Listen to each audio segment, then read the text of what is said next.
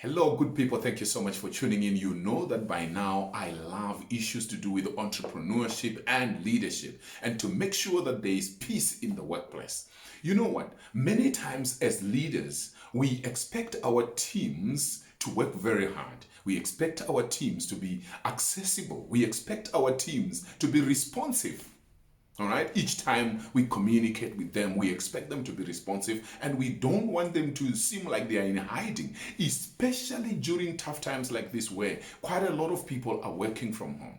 But I wanted us to reflect as leaders and say, as much as we expect our teams to be accessible, as much as we expect our teams to be available, as much as we expect our teams to be responsive whenever we send messages to them, how much are we accessible as leaders? How responsive are we as leaders? Remember, when you are responsive as a leader, when you are accessible as a leader, you increase the trust that your employees can give you. Trust is earned. We should not just make it a one-way process. It's not always about your team reporting to you. It's not always about your team being accessible or responsive. But you as a leader, you also need to lead by example. How accessible have you been as a leader? How responsive have you been as a leader? If you were to score on a scale of 0 to 10, 10 being excellent, the most excellent, would you say you get a 10 out of 10 for the way you have been available or accessible and responsive to your team? Would you score a 9? Would you score an 8? Would you get a 7? Would you get a 2? Would you get a 3? Just be honest with yourself as a leader. Now the question is, how can you become more accessible to your people? Obviously, when things are okay, it's easy for you to go to the desk of your team member and say, look, we need to do A, B, C, D.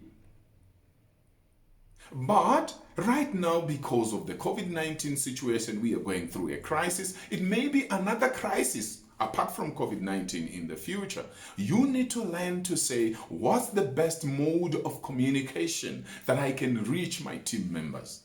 Is it WhatsApp? Is it a phone call? Is it an email? Is it a Skype call? Whatever it is it you being able to sit down with your team, maybe on Zoom or on MS Teams or Google Meet or whichever platform that you choose?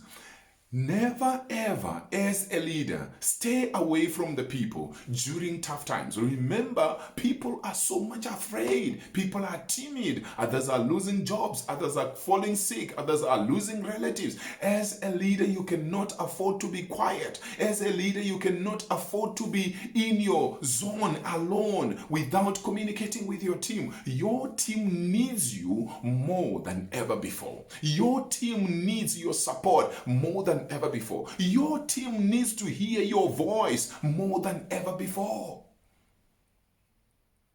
Your team needs that encouragement. They need that motivation. They need that coaching. They need that mentorship from you as a leader.